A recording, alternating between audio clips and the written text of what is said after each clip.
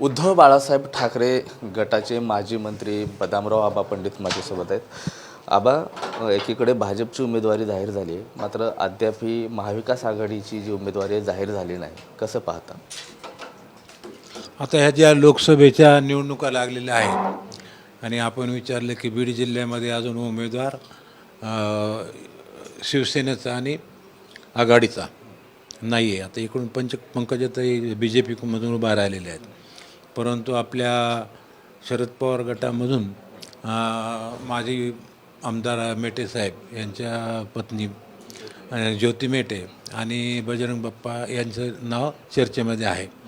लवकरात लवकर आज ना उद्या ते नाव डिक्लेअर होणार आहे. तसं पाहिलं तर आपल्या देशामध्ये ह्या निवडणुका लागलेल्या आहेत. बीडच काय, परंतु बऱ्याचशा ठिकाणी असे नावं अजून डिक्लेअर झालेले नाहीत.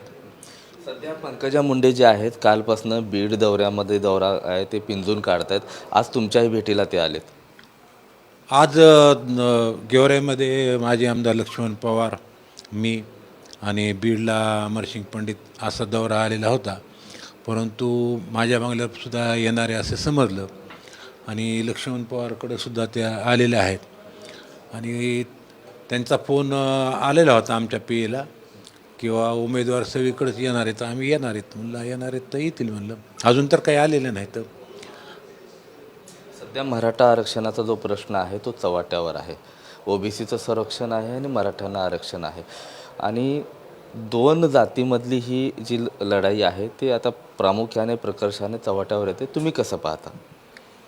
आता आम्ही पाहणार म्हणजे आता मराठा आरक्षण आपले मनोज जरांगे पाटील ह्या 2-3 महिन्यामध्ये त्यांच्या लाठीचार्ज झाल्यापासून मराठा समाज हा सगळा एकत्रित झालेला आहे आणि त्याच्या विरुद्ध नंतर भुजबळ साहेबांनी काही सभा घेतलेल्या आहेत, त्यामध्ये OBC समाज हा सुद्धा एकत्रित आलेला आहे.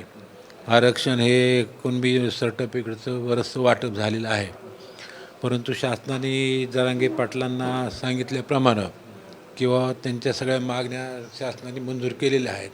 फक्त आता सगळे सोयरे या शब्दावरून हा प्रश्न राहिलेला आहे. लवकर तो प्रश्न सोडविण्याचा शासनाचा प्रयत्न चालू आहे. काल भाषणात पंकजाताई असं म्हणाल्या की मी ज्यावेळेस निवडणुका येतात त्यावेळेस जात समोर येते आणि मला फार वाईट वाटतं, असं पंकजाताई म्हणतात. ते त्यांचं म्हणणं त्यांनी म्हणून दाखवलं. त्यांचं जे काय म्हणणं आहे की त्यांचे स्वर्गीय गोपीनाथराव मुंडे साहेब ह्यांच्यासमोर काही जातपात नव्हती, तर त्यांचं म्हणणं आहे की मी सुद्धा कधी जातपात पाहत नाही, परंतु दुःख हे की निवडणूक आली की जात समोर येते, त्यामुळे त्यांना दुःख होतं असं त्यांचं म्हणणं असावं बहुतेक. मनोज जरांगे पाटील उद्या 24 तारखेला एक निर्णय घेणार आहेत. निर्णय काय आहे आणखीन ते गुलदस्त्यातच आहे. मात्र या निवडणुकीमध्ये मराठा आरक्षणामुळे कुठंतरी इतर पक्षाला फटका बसेल असं वाटतं. आता त्यांची ती उद्या मिटिंग काय करायचं कसं करायचं त्याबद्दल त्यांची उद्या मिटिंग आहे आणि मतदान हे मशीनमध्ये न घेता ते मशीन आपण शिक्के मारून मतदान घ्यावं असं त्यांचं म्हणणं आहे. आणि काल परवा TV आल्यामुळे त्यांचं म्हणणं असं आलं की हत्ती या निशाणी दाबली आणि कमळाकडे गेलं असं त्यांनी YouTubeवर दाखवल्यामुळं ती एक चर्चा आहे. उद्याची निवडणूक ही कशी पार पाडेल? सहज आहे का तगडी होईल?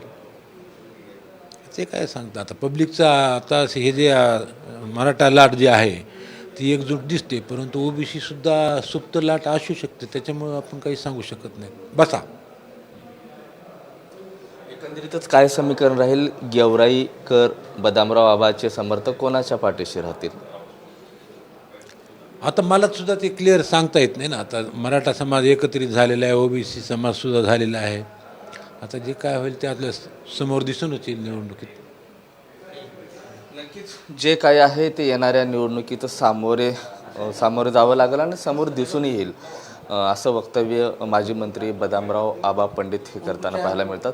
कॅमेरा पर्सन हरीशसह मी महेंद्र कुमार मुधोळकर, TV9 मराठी, बीड.